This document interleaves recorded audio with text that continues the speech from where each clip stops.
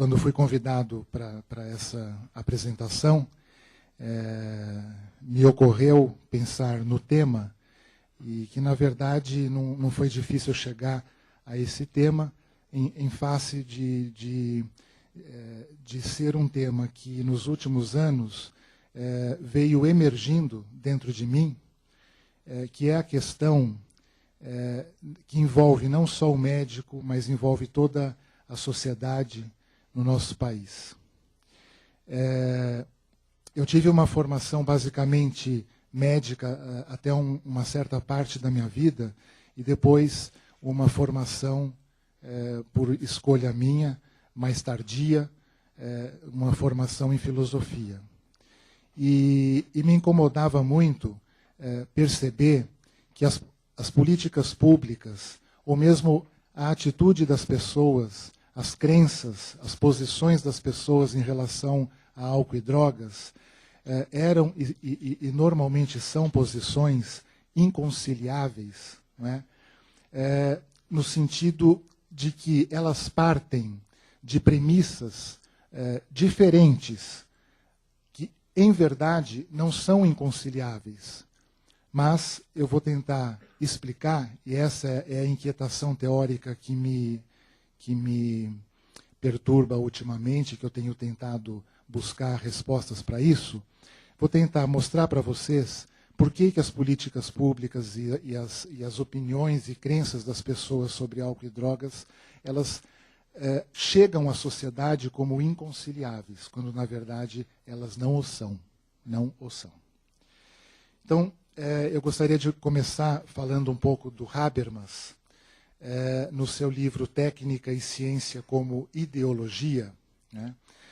Que, acima de tudo, quando o Habermas faz um inventário, né, da razão, um inventário da razão humana, ou do elogio à razão, né, a partir, basicamente, de Descartes, né, na Idade Moderna, e faz esse inventário da razão a partir daí, né, até os nossos dias, né, e a partir de Descartes, substituindo, vamos dizer assim, uma visão em que o soberano daquilo que do que o ser humano pudesse pensar, né, era a existência precípua de Deus, e a partir de Descartes seria esta razão, essa capacidade do intelecto, aí pensando no intelecto genérico e não singular de cada um de nós, mas essa capacidade do intelecto, não é, de pensar sobre as suas questões a partir de uma razão neutra. O Habermas, ele coloca basicamente que o que mais caracteriza essa história da razão não é propriamente a eficácia e a incolumidade dessa razão, mas é mais do que a razão, é a vontade de razão. O ser humano tem a vontade de razão a partir do momento em que ele se desprende de questões de fé, de questões mais propriamente religiosas. Essa vontade de razão, num certo momento da história dessa busca da melhor razão, né, num certo momento houve uma separação, né, entre aquela razão que investiga as ciências empírico-formais, né, e uma outra razão que investiga as ciências histórico-culturais ou hermenêuticas. Essa separação, basicamente, pensando na história da filosofia, ela é bastante afirmada a partir de Dilthey, né, que é um filósofo alemão na transição do século XIX, na transição do século XIX para o século XX.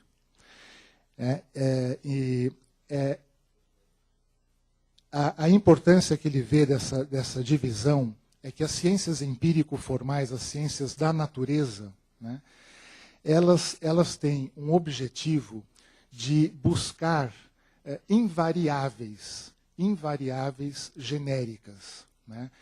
Enquanto uma ciência da natureza, ela tem que saber, né, de uma forma abstraída, não é? Tirar um conceito, não é? Que emerja acima das individualidades, não é? E a partir deste conceito, ela vai estabelecer, por mecanismos lógicos e experimentais, ela vai estabelecer leis, vai estabelecer prognósticos, não é? E assim é a forma como funciona a biologia, né? E a partir de um determinado momento da psiquiatria, assim é a forma que funciona o pensamento sobre os fenômenos mentais, né? Enquanto matéria das ciências da natureza, porque a partir de um certo momento, principalmente a partir de meados do século XX, grande parte da investigação científica psiquiátrica se dá em torno das disfunções do cérebro, né? E a partir dessas disfunções do cérebro, como essas disfunções elas emergem e se expressam no comportamento humano mental perturbado ou psicopatológico, né?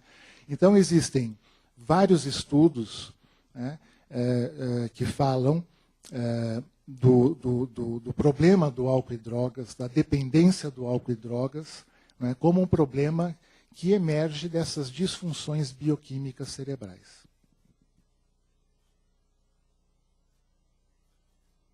Por outro lado, voltando um pouco então ao Dilthey, que fez essa divisão entre as ciências da natureza e as ciências do espírito, né, que, como eu falei para vocês, são as ciências histórico-culturais. Por outro lado, as ciências histórico-culturais, antes de serem científicas, de se declararem científicas, né, elas eram métodos de investigação compreensivos, a partir de determinados contextos culturais ou históricos, a partir de determinados comportamentos humanos também, né, elas buscavam a compreensão a partir da inserção daquele indivíduo no seu meio, na sua história, né, na cultura em que ele foi criado, nos símbolos que vigem nessa cultura, né, ela nos instrumentaliza a podermos compreender como aquele comportamento emerge, né, desse contexto sociocultural. Então, as ciências do espírito, elas têm um foco muito mais na singularidade do indivíduo dentro da sua história única e dentro do meio em que ele vive, né, do que propriamente as ciências da natureza, que têm um enfoque muito mais de generalização e não de singularização. Ocorre que esta separação é uma separação muito mais metodológica e, como todas as teorias em qualquer campo do saber humano, né, uma teoria para se afirmar perante a academia, perante os receptores outros daquela teoria, essa teoria, para se afirmar, ela precisa, de alguma forma, mostrar-se dentro do contraste com aquilo que a antecede, ou com aquilo que com ela compete. E assim até hoje. Assim até hoje, em relação ao comportamento humano, né? Então, existem aqueles que advogam que o comportamento humano é puramente um resultado da natureza do cérebro, ou das suas perturbações. E outros que advogam que não existem perturbações do cérebro, que todas as disfunções do comportamento humano são disfunções dadas pelo aprendizado ao longo do seu histórico pessoal e cultural, né? Enquanto a gente mantiver essas duas abordagens inconciliáveis, as políticas públicas delas decorrentes vão ser inconciliáveis. Por quê? Porque as políticas públicas, elas já emergem de um viés, não é, epistemológico.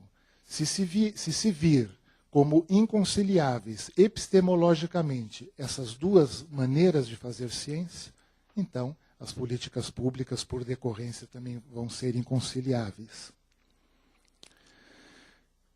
Voltando ao Habermas, quando ele refere que a razão, ela é muito mais do que razão, ela é vontade de razão, né?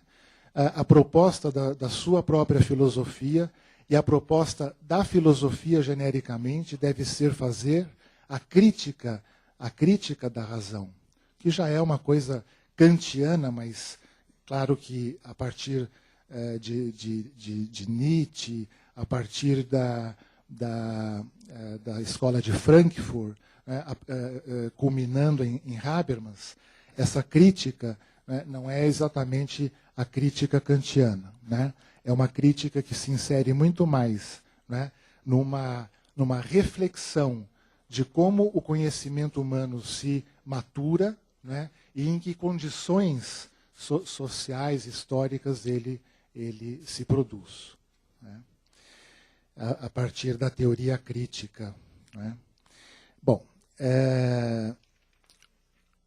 eu gostaria de mostrar para vocês, em termos de exemplos de políticas públicas, como elas parecem inconciliáveis, né?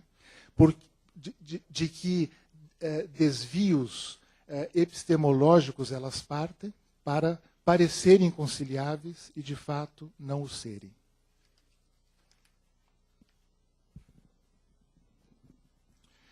O primeiro aspecto é que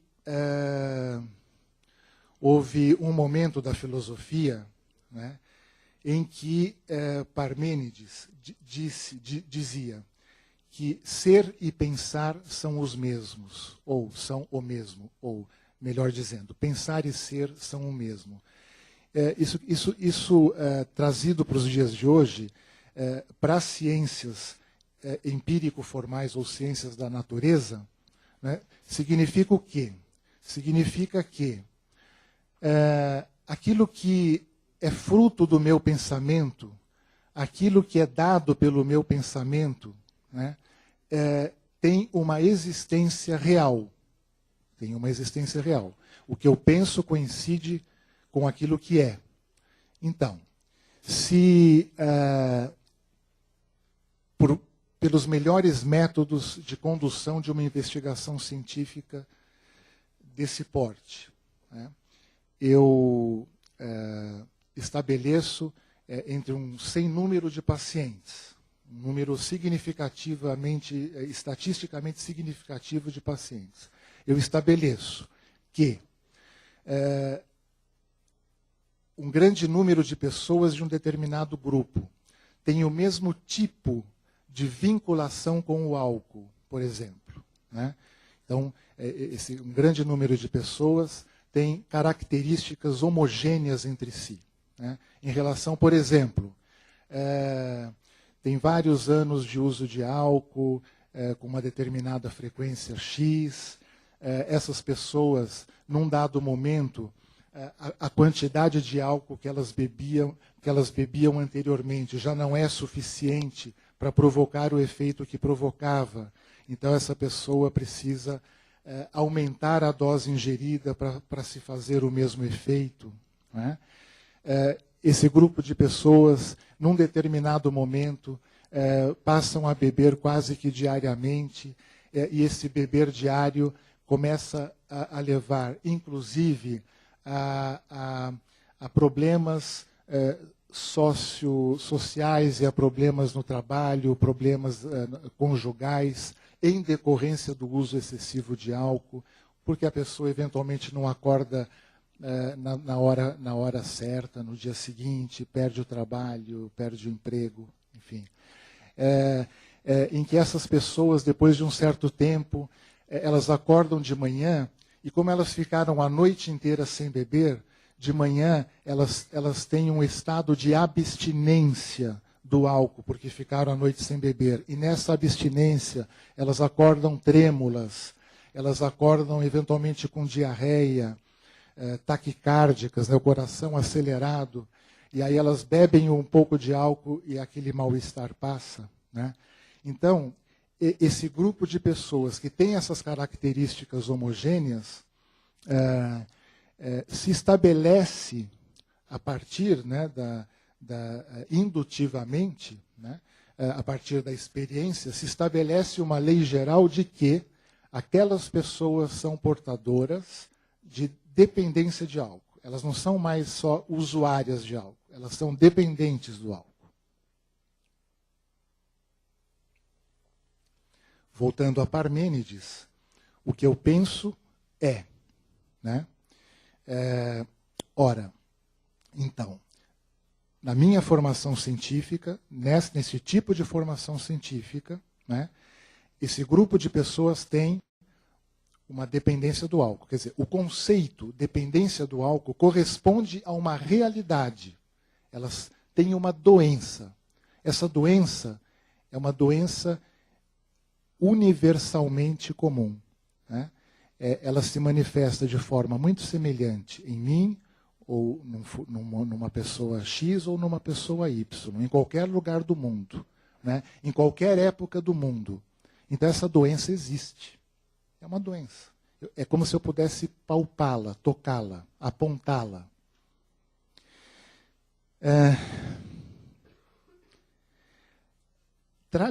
Tradicionalmente, as ciências histórico-culturais, elas não têm essa visão.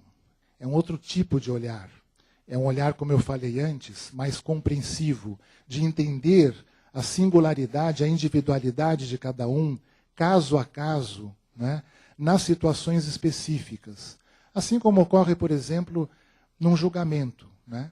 Existem leis gerais que norteiam um julgamento, mas a jurisprudência ela tem que se ater, desculpe se eu erro do ponto de vista técnico, mas ela tem que se ater, ao que eu saiba, à especificidade caso a caso, a especificidade das situações singulares, né? É claro que existe uma lei, as leis já vigentes, que eu vou tentar projetar aquela situação individual numa generalidade. Mas o julgamento em si do mérito é muito mais uma questão de eu mergulhar na compreensibilidade daquela singularidade dentro do seu momento histórico, pessoal, etc, etc, etc. Para daí chegar a uma conclusão. Ocorre que essa é a tradição da ciência histórico-cultural hermenêutica, mas, a partir de um determinado momento da história, ela passou a requerer para si, né, o estatuto mesmo de ciência. Estatuto de ciência como o estatuto anterior das ciências da natureza. Isso quer dizer o quê? Quer dizer que as ciências humanas, elas, em determinadas áreas do conhecimento humano, elas passaram a requerer para si a capacidade de pensar, né, naqueles determinados fenômenos singulares como expressão de um fenômeno mais geral. E que, portanto, né, esta visão mais estritamente científica nos leva, enquanto cientistas de humanidades, a prognósticos, inclusive, como nas ciências da natureza, né? Isso, de alguma forma, cria um viés, porque ela trata com situações diferentes e metodologia muito semelhante às ciências da natureza, né? Então, um dos críticos dessa pretensão das ciências humanas, né, em querer ter os mesmos requisitos científicos das ciências da natureza, essa crítica veio no século XX, através de Popper, quando ele critica o historicismo, né? A ideia que num determinado momento da história, né, vai desaguar, né, em Marx, né, de que o comportamento humano, né, ele era entendido, né, como fruto, né, de uma dominação a partir dos mais favorecidos, de uma dominação do capital sobre aqueles que não tinham capital, né? Então, esse tipo de generalização para o Popper, né, é incorreto na visão dele, né? Porque reduz toda a gama de comportamentos humanos, todas as variáveis de comportamentos humanos, né, a uma única visão de gênese desse comportamento, né? Então, assim, isso cria, no nosso momento atual, em relação ao álcool e drogas, as seguintes distinções e aparente inconciliabilidade dessas distinções. Vocês podem ver que há determinadas correntes de políticas públicas que prescrevem, né, a abstinência total das drogas. Por quê? Porque para essa corrente, eles veem a dependência de droga como predominantemente fruto de uma disfunção cerebral, né? Quer dizer, aquela droga, pode ser o álcool, pode ser a cocaína, o crack, não importa qual seja a droga, ela provoca no cérebro humano uma função, uma hiperatividade de determinadas substâncias químicas, e na falta dessa droga, essa hiperatividade de substâncias químicas tem um decréscimo de atividade muito abrupto pela retirada da droga. E esse decréscimo abrupto a síndrome, se expressa como a síndrome de abstinência, né? E isso significa o quê? Significa que a pessoa sem tratamento, né, quando fica uma noite sem beber, ela vai ter essa síndrome de abstinência. Então, isto faz com que essa pessoa tenha a vontade de beber de manhã. Ora, ela bebe de manhã, e com isso ela retroalimenta esse círculo vicioso, né? Ela tem abstinência, bebe, melhora a abstinência. Depois tem abstinência, bebe, melhora a abstinência. E então ela fica escravizada por esse círculo vicioso. Ou seja, a partir deste raciocínio, eu posso questionar a capacidade de autonomia daquela pessoa em parar de beber a hora que ela quer. Eu diria que ela acha que tem vontade de beber. Na verdade, ela tem a vontade, mas essa vontade não partiu de uma decisão dela, consciente, racional. Partiu de uma disfunção bioquímica que antecede essa vontade. Portanto, ela não é livre. Então, eu advogo, não. Eu prescrevo, não. A pessoa que quer parar de beber, ela não pode ter contato com o álcool. Ou ela não pode ter contato com a cocaína. Abstinência total. Aí vocês podem perguntar, bom, mas aí se tem abstinência total, não vai ter a síndrome de abstinência? Não, porque eventualmente eu vou dar uma medicação para essa pessoa, né, para que ela não tenha a síndrome de abstinência, né? E no decorrer do tempo, né, ela vai vendo que fica 1, 2, 3, 4, 5 dias, 2 semanas, 3 semanas, 1 mês sem a droga e já não sente falta da droga. Aí eu vou tirando o remédio que preveniu a síndrome de abstinência e a pessoa fica, então, sem sentir necessidade da droga. Essa é uma visão. Tem uma outra visão, aparentemente inconciliável, que diz assim, olha, todos nós, seres humanos, somos livres para fazer as nossas escolhas pessoais. Nós temos autonomia plena sobre as nossas escolhas. Eu posso, num determinado momento da minha vida, escolher beber. Eu posso, em determinado momento da minha vida, escolher beber muito. Eu não posso, né, coibir esta decisão autônoma do indivíduo, né? Então, o fato de eu prescrever A abstinência total da droga, de uma certa forma, é uma violência a essa autonomia. Não é? Ora,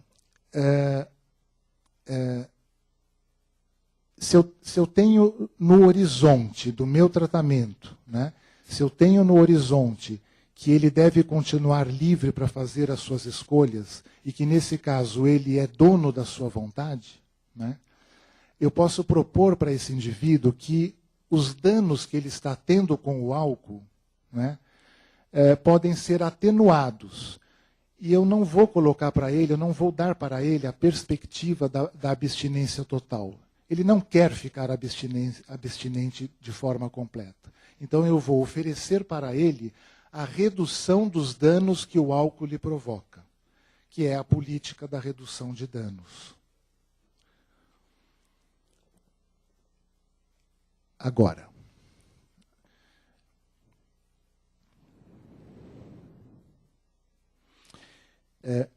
por que essas visões elas parecem inconciliáveis? Porque elas não admitem a possibilidade de nós termos uma tal variedade dentro daquilo que do que seria, do que eu poderia dizer que seja a natureza humana, não é? Que essa segunda corrente renega, né? A corrente mais libertária, emancipadora, ela renega uma natureza humana que seja comum a todos, ela renega uma doença do alcoolismo que pode ser comum àquelas várias pessoas que estão tendo prejuízo pelo álcool, né?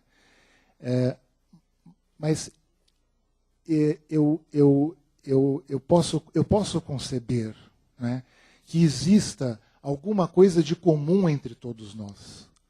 E que num determinado grupo de todos nós, isto que é comum a todos nós, que é o funcionamento material, físico, químico do cérebro,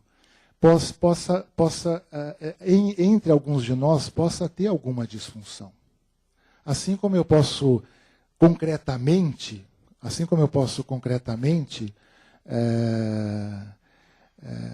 ver que um câncer de pulmão ele tem um comportamento semelhante, desde que ele tenha o mesmo tipo histológico, ele tem um comportamento semelhante em todos os indivíduos que têm aquele câncer de pulmão. Por que negar isso? Por que negar? Quase como um dogma, né? E como uma generalização. Não, eu generalizo. Não há essa possibilidade. Né? Por que negar isso? Por outro lado, por que negar, já um cientista da natureza, do cérebro, né?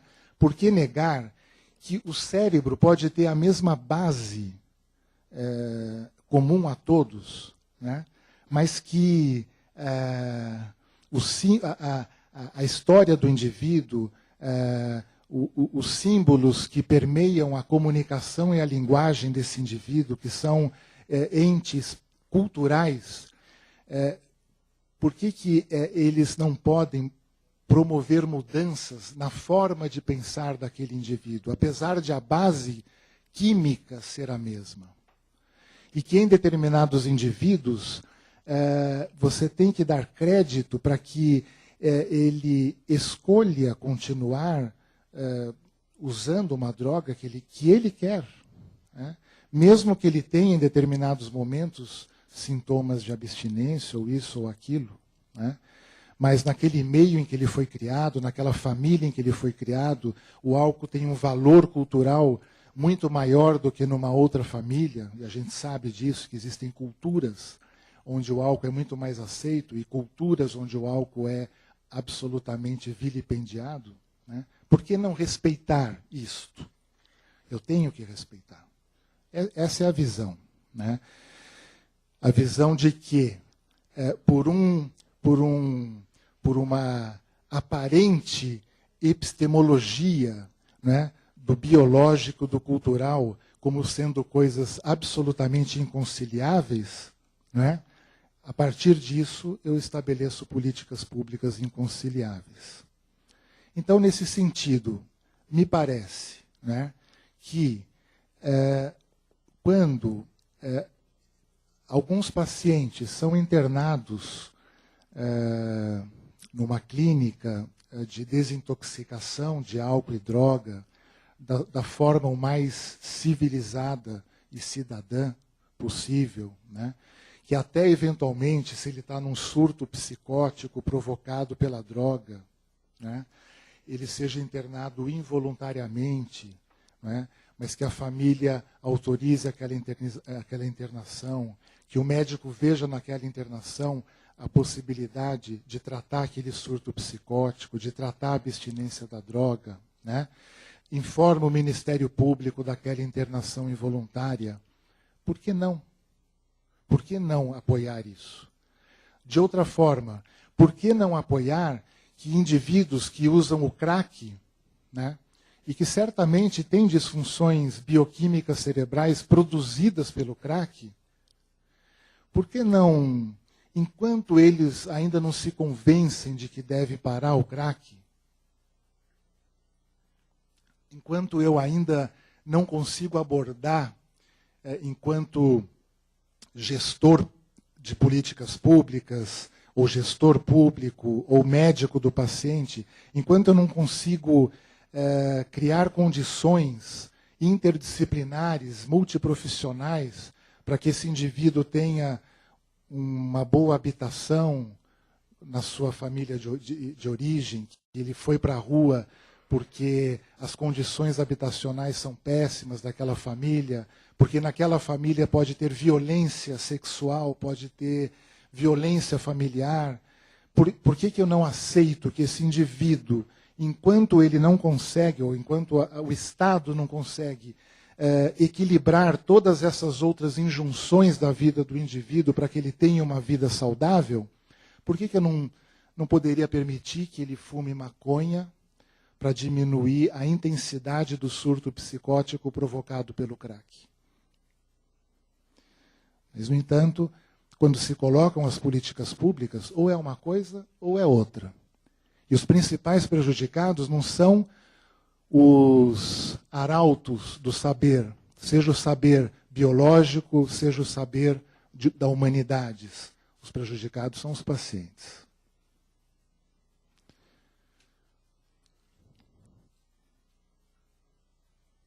Então, basicamente, era isso que eu gostaria de deixar